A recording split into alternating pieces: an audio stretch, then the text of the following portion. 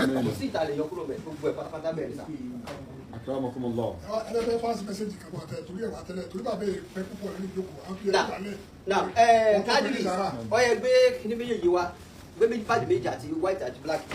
So gẹ́gẹ́ bí nínú àwọn iṣẹ́ tí àwọn nǹkan tí mo kọ́ bì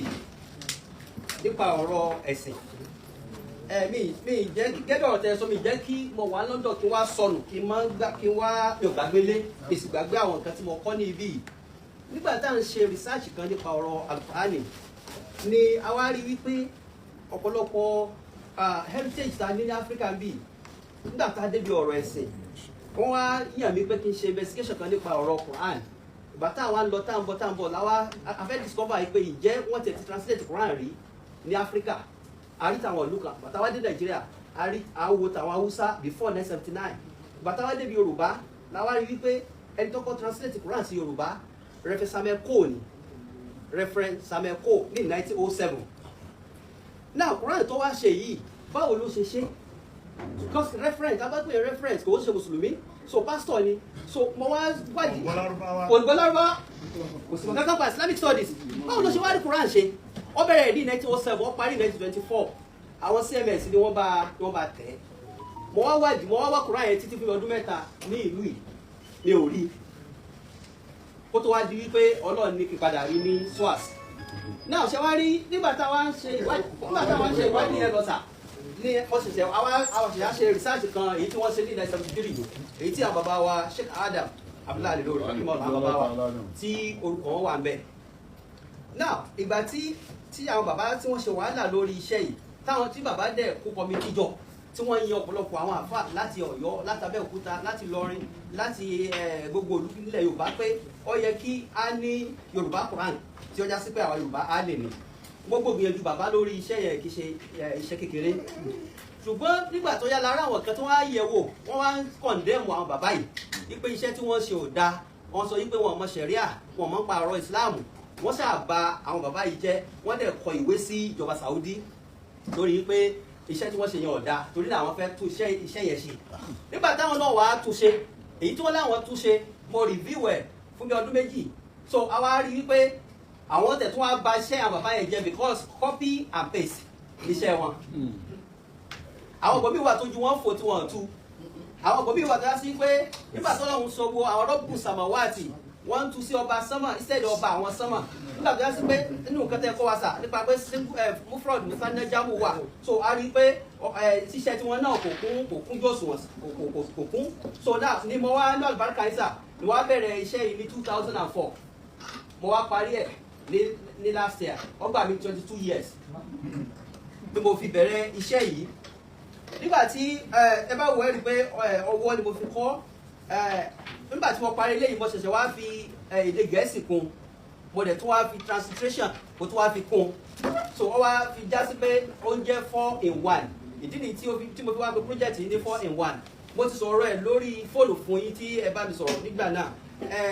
ẹ wá ní pẹ̀lú ògbọ́lọ́ nínú ìdùn sí ẹ fọwọ́ sí ẹ fẹsẹ̀ sí ẹ sọ bẹ́ẹ̀ fún mi lójú ẹ ní orí fóònù ẹ tún wá ní tí ó ṣẹlẹ̀ ni pé ẹ máa kọ 2 page lórí ẹ̀ Mudirul dẹ̀ kọ 2 page lórí iṣẹ́ yìí 2 page náà ó wà lọ́wọ́ mi through Alhaji onílé márùn ni wọ́n ní Dr. tó máa ń jòkó lẹ́jọ́ Akínwùmí so wọ́n gbà tí gbogbo kíní yẹn rẹ́dì àwọn ni wọ́n sẹ̀dẹ̀ sí mi so inú mi dùn púpọ̀ ní pé ìtẹ́ ẹ̀mọ́ nǹkan tí mo lè fi dúpẹ́ fún Mudirul nígbà tí ó wá di pé mo nídìí kí n wálé àgbọ̀dẹ̀ láti yọjú sí yín ó ṣe pàtàkì láti wá fi hàn yín nígbà tó ń sọ pé ibí náà ni mo ti kéwú láì sí Markaz iṣẹ́ yóò lè yanjú láì sí Markaz kò sí mo ṣe fẹ́ kọ nǹkan kan torí pé ọ̀pọ̀lọpọ̀ gbogbo nǹkan tẹ́ kọ́ wa nínú Markaz bí báyìí ló wúlò fún mi tí ó fi wá di pé tẹ́ bá rántí sáà ní àlùbáríkà yìí tíra tafsir al-amal fi tasrif al-af'al tí mo kọ 1995 kí n tó jáde ní ọgbà tíra yẹn náà lórí talatala tó fi dọ́dọ̀ kinfad tí kinfad ní kó máa wá mi tí wọ́n fi fún mi scholarship tí àwọn tó ń wá mi jọ́nà wá mi débì báwo náà ṣe rí mi èmi ti jáde 95 98 ní scholarship dé torí pé wọ́n ń yin Sheikh Adam níbi mọ̀kọ́dìmọ̀ mi wọ́n dẹ̀ sọ̀rọ̀ Markaz níbẹ̀ náà fi mọ̀ pé ọmọ Markaz nílé náà ṣe trace mi débì tí ẹ bá sọ̀rọ̀ Markaz báwo mo ti fẹ́ lọ jáde àti ìbá nígbà tí mo tún sẹ́ jáde imam tí mo wá tún lọ London tí mo wá lọ mo lọ join London School of Journalism wà láìtàláì journalism gbogbo nǹkan tí wọ́n kọ́ wa ń bẹ̀ ó ṣe déédéé àwọn kẹ́tẹ́ tí ń kọ́ wa ń bì nípa pé ká má dúró lórí kankan ju òdodo lọ tẹ́ẹ̀ ká bá pè kankan fún wa ní funfun ká ṣèwádìí ṣé funfun ni àbí dúdú tí wọ́n pa ní funfun tí wọ́n ti pé dúdú lọ́wọ́ lábẹ́ tó fẹ́ dàrú wa lọ́wọ́ gbogbo ẹ̀ ti kọ́ wa níbí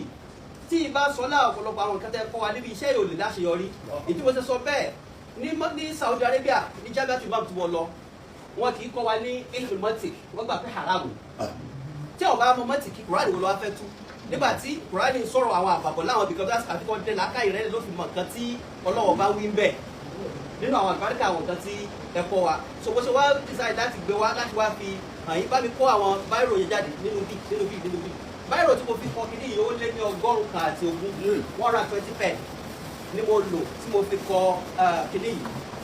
so mo kó àwọn pẹ́ẹ̀nì yẹn náà wá kíákíákíákíá àwọn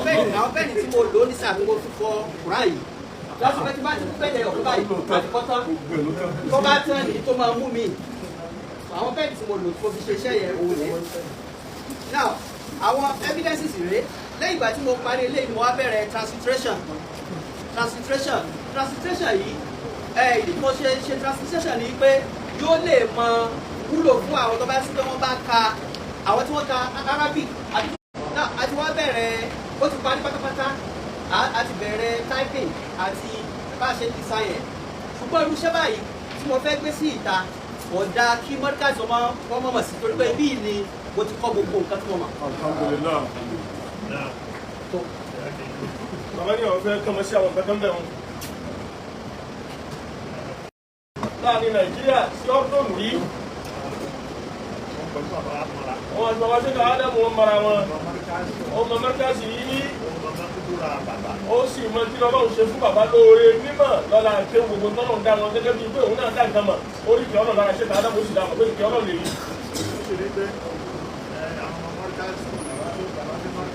ó sì pé àbá ṣe ká Ádámù wọn ní Markaz àwọn Markaz yìí ó ní tí wọ́n ṣe fún un tí bàbá kó wọn dání níjọ́ tí ó ń lọ ọwọ́ àrí àwọn Markaz ìjọ náà ó gbé bàbá àti jìnnà làwọn akéwù wọn náà jìnnà orí ìtọ́lọ́hún kí àwọn akéwù ìbò ti jẹ́ àbá wọn. ìjọ náà orí tí wọ́n kọ̀ tí wọ́n fi sìn. wọ́n sọ fún jọ́nà ó dìgbà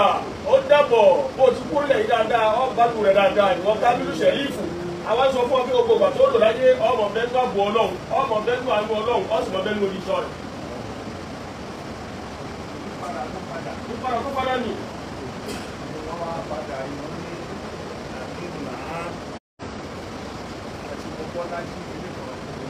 Tọrọ Àkànní àti Mọ́bọ́lájí yìí tọrọ wọn fi ṣẹlẹ̀. Wọ́n ti gbé Kùránì yìí lọ sí rọ́bìtọ́tù al-Alami al-Islami. Gọ́ọ̀mẹ̀ntì nígbà náà. Orí Sàdáúná òun ló ń jẹ́ Premier Northern Region nígbà náà.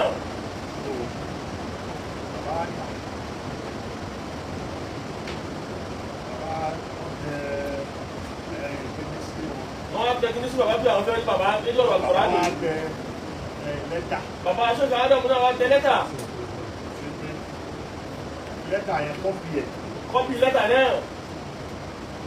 Wọ́n sẹ́ndì ẹ̀ síbẹ̀. Kọ́pì lẹ́tà yẹn. Owó tí bàbá fi kọ́kọ́ báyìí. Ọwọ́ tí ṣọ́ka Ádámù fi kọ́kọ́ báyìí. Wọ́n ní ọwọ́ yẹn. Allahu Akbar ń bẹ ní ọmọ Mudirul Markaz wọ́n ní kọ́pì náà tó jẹ́ ká ti ṣọ́ka Ádámù tí bàbá kọ́ fúnra ara wọn. Ìka ti yẹ́ di ń bẹ lọ́wọ́ mọ̀lá lẹ́nu yìí. Bàbá kọ́ síbẹ̀ ìgbé iṣẹ́ tẹ ẹgbẹ̀ mi. Bàbá kọ́ síbẹ̀ pé iṣẹ́ tẹ ẹgbẹ̀ mi yìí. Ẹwà àjẹnàkú. Àtàrí àjànàkú ni Kì í ṣe wọ ọmọdé. Òun sì ń yabọ̀ ní èé sọ̀rọ̀ nìkan ṣo.